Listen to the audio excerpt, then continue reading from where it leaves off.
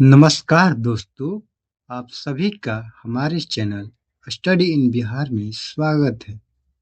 दोस्तों, क्या आपने कभी सोचा है कि जब आप पेट्रोल पंप पर अपनी गाड़ी में तेल भरवा रहे होते हैं तो उसकी कीमत का कनेक्शन सीधे अमेरिका की किसी डिफेंस डील या किसी विदेशी एनजीओ से हो सकता है? जी हाँ, सुनने में थोड़ा अजीब जरूर लग रहा होगा, लेकिन पेट्रोल की बूंदों से लेकर ग्लोबल कूटनीति तक एक ऐसा अदृश्य जाल बिछा है जो सीधे हमारे अर्थव्यवस्था और रोजमर्रा की जिंदगी से जुड़ा है। आज के इस खास एक्सप्लेनर में हम इसी पर्दे के पीछे की कहानी को डिकोड करेंगे। यकीन मानिए, इस विश्लेषण के अंत तक आपको ये पूरी तरह साफ हो जाएगा कि दुनिया में कुछ भी अचानक या बिना किसी कारण के नहीं होता। तो चलिए, बिना किसी देरी के शुरू करते हैं।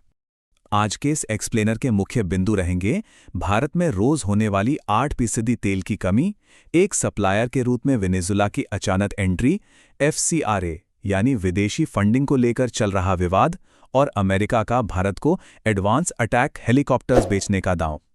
बस हमारे साथ बने रहिए, क्योंकि हम इन सब तारों को एक एक करके जोड़ने वाले हैं।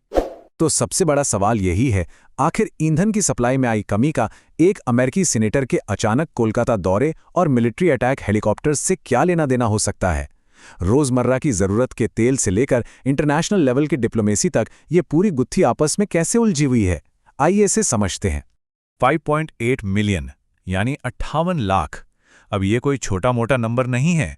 ये भारत की हर दिन की तेल की आवश्यकता है। जी हाँ, हर एक दिन हमारे देश का पहिया सुचारू रूप से चलाने के लिए 58 लाख बैरल तेल की जरूरत होती है।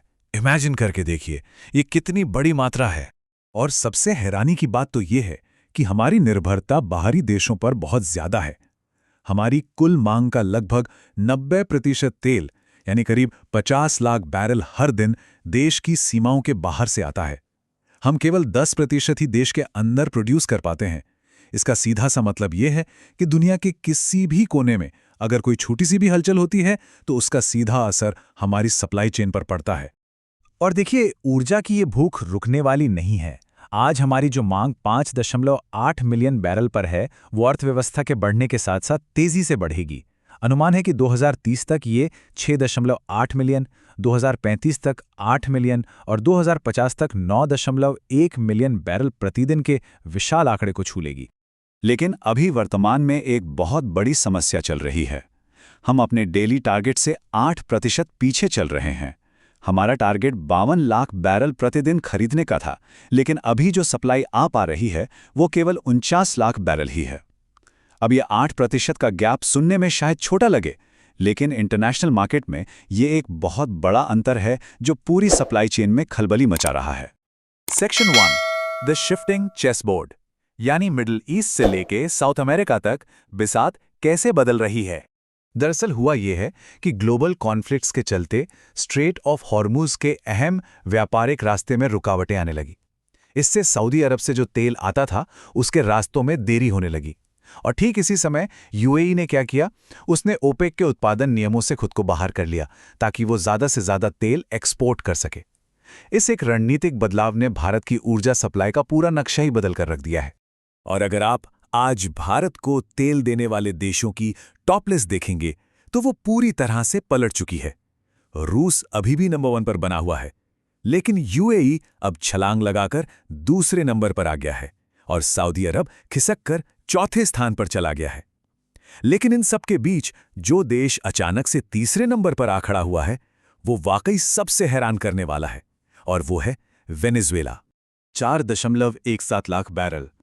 आपको जानकर हैरानी होगी कि कुछ ही महीने पहले तक वेनेजुएला से भारत की तेल खरीद बिल्कुल शून्य थी, जीरो। लेकिन आज वहां से हर दिन 4.17 लाख बैरल तेल भारत आ रहा है। ऐसा इसलिए हुआ क्योंकि अमेरिका ने अपने कुछ रणनीतिक फायदों के चलते वेनेजुएला के तेल पर लगे प्रतिबंधों में ढील दी और भारत ने एक स्मार्ट बायर की तरह इस मौके का तुरंत और पूरा फायदा उठाया। सेक्शन 2, मार्को रूबियो का कोलकाता दौरा और एफसीआरए यानी तेल और व्यापार से परे की कूटनीति। अब यहां से कहानी में एक नया मोड़ आता है। जब कोई बड़ा अमेरिकी राजनयिक या प्रतिनिधि भारत आता है तो हमारा ध्यान उनकी व्यापारिक या राजनीतिक बैठकों पर होता है, राइट? लेकिन अमेरिकी सीनेटर मार्को रूबियो के दौरे की शुरुआत नई दिल्ली से नहीं, बल्कि कोलकाता में मदर टेरेसा की मिशनरी से क्यों हुई? इसके पीछे एक बेहद गहरा कूटनीतिक संदेश छिपा था जिसे समझना बहुत जरूरी है। और इस कूटनीतिक संदेश को डिकोड करने के लिए हमें FCRA यानी फॉरेन कंट्रीब्यूशन रेगुलेशन एक्ट को समझना होगा, यानी फॉरेन कंट्रीब्यूशन रेगुलेशन एक्ट। आसान भाषा में कहें तो ये एक ऐसा कानून है जो भारत में गैर सरकारी संगठनों यानी NGOs को विदेशों से मिलने वाले चंदे को कंट्रोल करता है। इसका मुख्य मकसद ये सुनिश्चित करना है कि विदेशी धन का इस्तेमाल भारत के राष्ट्रीय हितों के खिलाफ न हो। अब इस कानून को लेकर एक बड़ी बहस चल रही है जिसके दो पहलू हैं।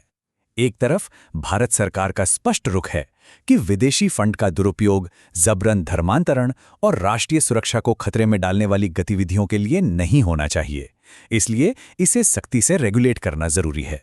वहीं दूसरी तरफ अमेरिका और कुछ अन्य देशों का नजरिया ये है कि इस कड़ाई से मिशनरियों के काम और धार्मिक स्वतंत्रता पर असर पड़ सकता है और इंटरनेशनल NGO के कामकाज में रुकावट आ सकती है। अमेरिका के अंदर भी इस मुद्दे को लेकर अपनी सरकार पर एक डोमेस्टिक प्रेशर रहता है। उदाहरण के लिए अमेरिकी प्रतिनिधि क्रिस स्मिथ ने एक ओपन लेटर लिखकर मार्को रूबियो से खास तौर पर यह आग्रह किया था कि वो अपने नई दिल्ली दौरे में धार्मिक स्वतंत्रता के मुद्दे को मजबूती से उठाएं, और वो भी ठीक तब जब भारतीय संसद के मानसून सत्र में FCRA कानून पर चर्चा होनी थी। तो कहीं ना कहीं ये दौरा उसी घरेलू राजनीतिक दबाव और ग्लोबल इमेज को मेंटेन करने की कूटनीति का हिस्सा था। इस पूरे मुद्दे के पीछे के जनसांख्यिकीय यानी डेमोग्राफिक कॉन्टेक्स्ट को देखना भी जरूरी है। आंकड़ों के मुताबिक भारत में ईसाई धर्म के अनुयायियों की कुल आबादी करीब 2.30% है। अगर हम सिर्फ पश्चिम बंगाल की बात करें तो वहां यह आंकड़ा 0.72% है। लेकिन ध्यान देने वाली बात यह है कि पिछले एक दशक में पश्चिम बंगाल में इस आबादी में 15.5% की ग्रोथ दर्ज की गई है। सरकार की जो चिंताएं हैं वो मुख्य रूप से इन्हीं बदलावों की मॉनिटरिंग को लेकर हैं। Section 3 the US defence push, भारतीय सेना में रूसी दबदबे का विकल्प खोजना। अब चलते हैं आखिरी और सबसे बड़े डोमिनो की तरफ। इन कूटनीतिक मुलाकातों के बीच अमेरिका और भारत की एक बहुत बड़ी रक्षा साझेदारी भी आकार ले रही है। इसमें 28 अत्याधुनिक अपाचे अटैक हेलीकॉप्टर्स की खरीद शामिल है, जिनमें से 22 एयरफोर्स के लिए और 6 इंडियन आर्मी के लिए हैं। इन्हें चीन बॉर्डर जैसे बेहद संवेदनशील इलाकों में तैनात किया जाना है। इसके साथ ही M777 होविट्जर तोपें भी इसी रणनीति का हिस्सा हैं। ये सब $1.5 से $2 बिलियन की एक बहुत बड़ी डिफेंस डील के अंडर आता है।